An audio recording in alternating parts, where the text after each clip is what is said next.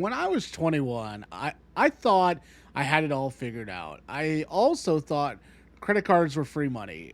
Avocado toast was a solid retirement plan, and that my 2004 Honda Civic would make it to the Mexico and back without an oil change. I was wrong. Beautifully, therapist bill inducingly wrong. And in ruining my life during my 20s, I learned everything important, everything that really matters, and also how to fix a garbage disposal at 3 a.m. with a coat hanger. You think you've hit rock bottom? No, my friend. Rock bottom has stairs, and I rented out the basement. I thought my rock bottom was losing my job. Then I thought it was the potential of moving back in with my parents. Then I thought it was realizing my mom had converted my childhood bedroom into a home gym while I was still living in there one night. But no, true rock bottom was the moment I paid $7 for a single coffee with a maxed out credit card while telling my date, "Oh, I'm really good with money." Here's the thing, hitting rock bottom forces you to stop pretending. And when you're broke, heartbroken, and Googling, "Is ramen a vegetable?" you stop trying to impress people and start trying to survive. It's humbling, it's humiliating. No one tells you this, but your 20s are basically a free trial for being a grown up. You get to mess up, break things, and unsubscribe from people without consequences. Just don't unsubscribe to me. You should subscribe, though. Just saying. Well, there was some consequences I didn't fill you on. It's like Netflix free trial, except instead of a "Are you still watching" message, sends you "Are you still ignoring your student loans" message. During my free trial, I learned this.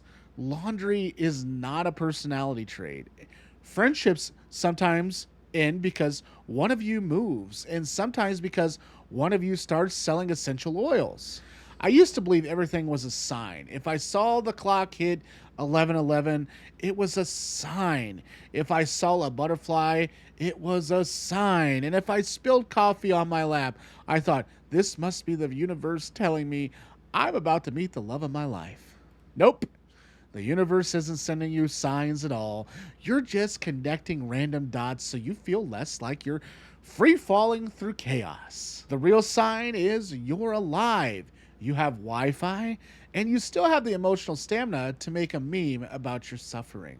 You think you're done with your debt, right? But it's still there. I ruined my credit in my early 20s because I thought minimum payment meant you're fine. Spoiler, you are not fine. Debt will follow you. It will sparkle in places you don't know it existed. Once you get rejected for a $200 loan while standing in line at Taco Bell, that's when I knew debt was not my friend. If you take nothing else away from this talk, except maybe my Netflix password, take this. Pay off of your debt. Future you will thank you, or at least future you will stop sending present you death threats at 3 a.m. in the form of credit score updates, notifications, failing. You're in the 500s. Some are even lower. Scary. Lesson number 5 is you're not behind. Everyone is just lying. Instagram will make you think your 25-year-old friends are buying houses, starting businesses, and raising bilingual toddlers who can code in Python. For reality, they're crying in their cars on their lunch break while eating gas station sushi. Can you imagine how tough that octopus is? Nobody knows what they're doing. Even the people who look like they know, especially them. Them are the ones that don't know what they're doing. And your 20s are not a race. They're more like badly organized scavenger hunts where no one gives you a list and half the items don't exist. Lesson number 6, relationships in your 20s are just group projects with kissing. The love stories in your 20s are rarely forever, and they usually are just for now, and that's okay. These relationships taught me something. Sometimes love is real, and sometimes it's just trauma bonding. And sometimes you just needed someone to help you move your couch. Lesson number 7, it's okay to change your entire personality. At 22, I thought I'd be a musician forever. And at 25, I was trying to be a real estate agent. At 27, I was selling secondhand Beanie Babies on eBay. Life is just a constant series of embarrassing rebrands.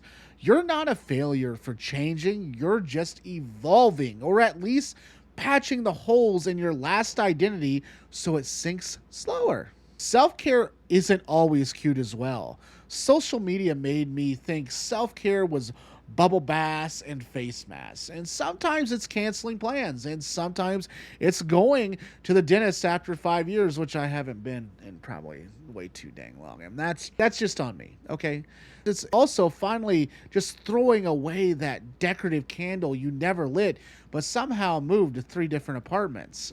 My self care in my 20s looked like eating a vegetable on purpose and unsubscribing from toxic people and spam emails, and finally learning that 3 a.m. is not the right time to text your ex, "I miss us." One of the other lessons I learned is that nobody cares, and this sounds harsh, but freeing. Nobody cares if you fail, and nobody cares if you succeed.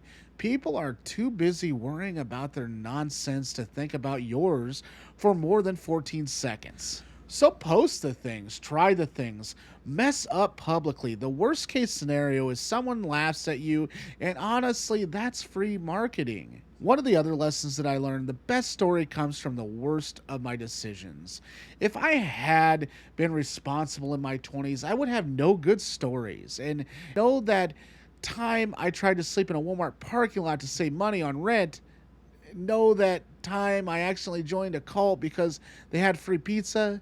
The chaos is worth it because the chaos gave me character and mostly content. But listen, ruined my life in my 20s. And by ruin, I mean I lived it. I took the risk, I made the mistakes, and I spent $300 on an air fryer during a blackout. It wasn't a great idea. If your 20s are a mess right now, good. And that means you're doing it right. Because the truth is, you don't get your life together. You just learn to carry the chaos more gracefully while holding a coffee you absolutely could not afford. Anyways, thanks for watching. Like and subscribe down below, and we'll catch you on the next one. Take care.